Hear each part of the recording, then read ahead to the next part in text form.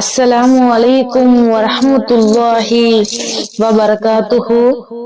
பிஸ்மில்லாஹிர் ரஹ்மானிர் ரஹீம். அல்ஹம்துலில்லாஹி ரப்பில் ஆலமீன். எல்லா புகழும் ஏக இறைவனாகிய அல்லாஹ் ஒருவனுக்கே. அல்ஹம்துலில்லாஹ்.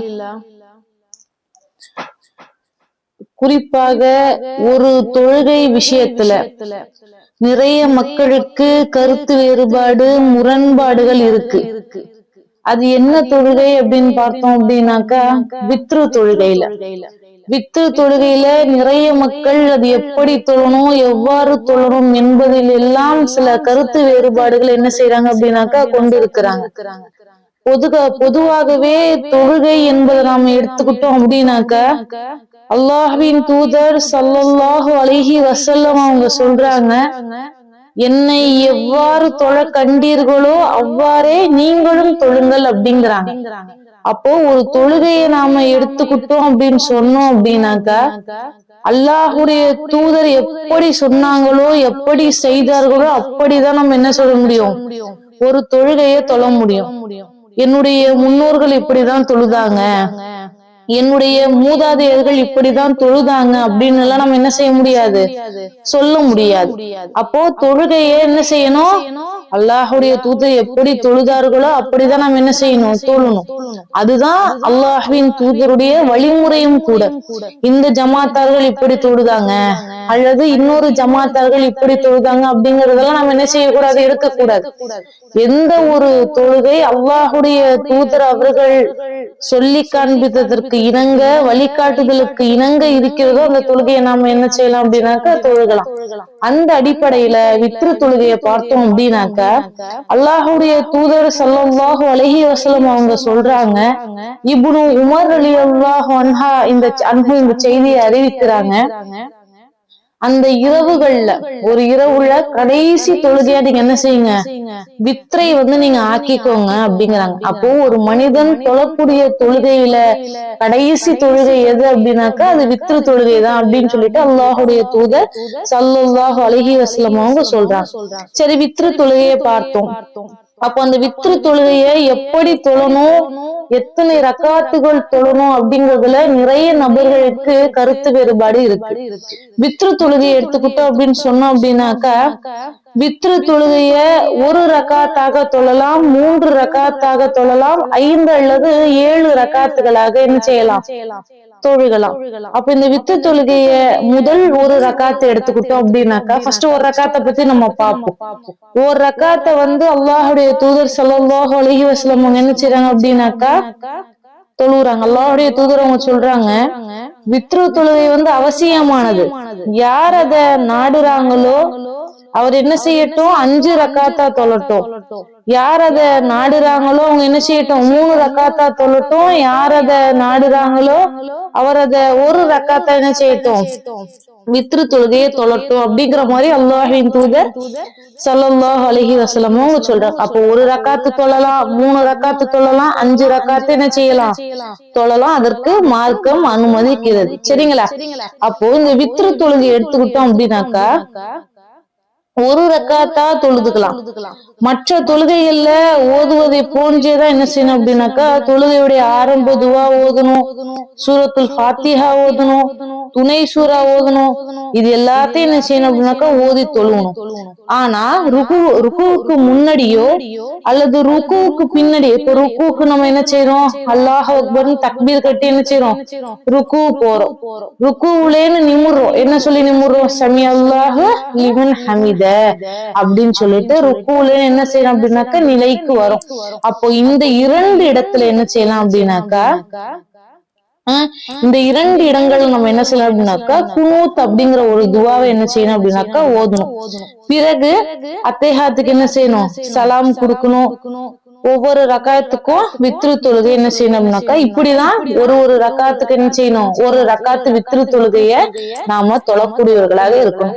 அப்போ இந்த வித்ரு தொழுகையில சிறப்பாக குனூத் அப்படிங்கிற ஒரு துவாவை என்ன செய்யறாங்க அப்படின்னாக்கா அல்லாஹுடைய தூதர் கத்து கொடுத்திருக்கிறாங்க. அந்த கத்து கொடுக்கக்கூடிய அந்த துவாவை எப்பொழுது ஓதணும் அப்படின்னாக்கா ருக்குவுக்கு போவதற்கு முன்னாடி ஓதலாம், அல்லது ருக்குவில் இருந்து எழுந்த பிறகு நம்ம என்ன செய்யலாம் அப்படின்னாக்கா ஓதக்கூடியவர்களாக இருக்கலாம். இதுதான் என்ன செய்யுது ஒரு ரக்காத்துடைய வித்ரு தொழுகையுடைய முறையா இருக்குது. சரி, அப்ப 3 ரக்காத்துடைய வித்ரு தொழுகை முறை எப்படி இருக்கு அப்படின்னாக்கா ரசூல் ஸல்லல்லாஹு அலைஹி வஸல்லம் அவங்க வித்ரு தொழுகையை 3 ரக்காத்துகளாக தொழுவாங்க, தொழக்கூடியவர்களா இருந்தாங்க. ஆனா எந்த இருப்புலையும் என்ன செய்ய, நாம இப்ப சாதாரணமா மகரிப் எப்படி தொழுவோம் அப்படின்னாக்கா 2வது ரக்காத்துல என்ன செய்வோம், அத்தஹியாத் இருப்புல அமருவோம். ஆனா இந்த தொழுகையில எப்ப என்ன செய்யக்கூடாது, எந்த ஒரு இருப்புலையும் அமரவே கூடாது. வித்ரு தொழுகையில 3 ரக்காத்துகளுக்கும் ஒரே ஒரு அத்தஹியாத் இருப்பு மட்டும்தான் என்ன செய்யணும் அப்படின்னாக்கா இருக்கக்கூடியதா இருக்கு. அதுதான் அல்லாஹுடைய தூதர் அவங்க சொல்றாங்க, அல்லாஹுடைய தூதர் 3 ரக்காத்து என்ன செய்வாங்க, வித்ரு தொழுவாங்க. அதுல கடைசி ரக்காத்தை தவிர மற்ற ரக்காத்துகள் அவங்க என்ன செய்ய மாட்டாங்க அப்படின்னாக்கா உட்கார மாட்டாங்க அப்படின்னு சொல்றாங்க. அப்போ இந்த ஹதீஸ்ல இருந்து 3 ரக்காத்துகளுக்கும் ஒரே ஒரு அத்தஹியாத்துடைய அமர்வு மட்டும்தான் இருக்கு அப்படிங்கிறது நமக்கு தெரிய வருது. மஹரிபு தொழுகையை போல நம்ம என்ன செய்யக்கூடாது, வித்ரு தொழுகை தொழக்கூடாது. சிறப்பாக அல்லாஹ்வின் தூதரவங்க இந்த வித்ரு தொழுகையில இந்த 3 ரக்காத்து தொழுவாங்களே அந்த தொழுகையில அல்லாஹுடைய தூதர் சில சூறாக்களையும் ஓதியதாக சொல்லப்படும். அது என்ன சூறா அப்படின்னு பார்த்தோம் அப்படின்னாக்கா சப்பிஹிஸ்ம ரப்பிக்கல் ஆலா அப்படின்னு சொல்லப்படக்கூடிய அத்தியாயமும், 2வது ரக்காத்துல குல் யா அய்யுஹல் காஃபிரூன் அப்படின்னு சொல்லப்படக்கூடிய அத்தியாயத்தையும், 3வது ரக்காத்துல குல் ஹுவல்லாஹு அஹத்னு சொல்லப்படக்கூடிய அத்தியாயத்தையும் அல்லாஹ்வின் தூதர் ஸல்லல்லாஹு அலைஹி வஸல்லம் அவங்க ஓதக்கூடியவர்களாக இருந்தாங்க அப்படின்னு சொல்லக்கூடியவர்களாக இருக்கிறாங்க. அப்போ இந்த சூறாக்களையும் நாம என்ன செய்யலாம் அப்படின்னாக்கா ஓதக்கூடிய ஒரு வழக்கமுடையவர்களாக நாம இருக்கலாம். அடுத்ததா எடுத்துக்கிட்டோம் அப்படின்னாக்கா 5 ரக்காத்து எப்படி தொழுவாங்க அப்படின்னாக்கா இப்ப எப்படி நாம 3 ரக்காத்து தொழுதோமோ அதே போலதான் 5 ரக்காத்து என்ன செய்யணும், தொழக்கூடியவர்களாக இருக்கணும். அப்ப நம்ம ஏனைய தொழுகையில மற்ற தொழுகையில நம்ம என்ன செய்வோம், 2வது ரக்காத்துல ஒரு அமர்வோம், கடைசியாக 4வது ரக்காத்துல என்ன செய்வோம், ஒரு அமர்வோம். அப்படி அமராமல் நாம என்ன செய்யணும் அப்படின்னாக்கா முதல் 4 ரக்காத்துகளையும் என்ன செய்யக்கூடாது, எந்த இடத்துலயுமே அமரக்கூடாது, அத்தஹியாத் இருக்கு. அப்போ இறுதியா 5வது ரக்காத்து நம்ம என்ன செய்யறோம், தொழுகிறோம் இல்லையா, அப்ப அந்த 5 ரக்காத்துகளுக்கும் சேர்த்து என்ன செய்யணும், ஒரே ஒரு அத்தஹியாத் இருப்புதான் என்ன செய்யணும் அப்படின்னாக்கா அமரக்கூடியவர்களாக அல்லாஹ்வின் தூதர் அவங்க இருந்திருக்கிறாங்க. அதே போல 7 ரக்காத்துகளை என்ன செய்வாங்க அப்படின்னாக்கா அல்லாஹுடைய தூதர் அவர்கள் தொழக்கூடியவர்களாக வித்ரு தொழுகையில இருந்தாங்க.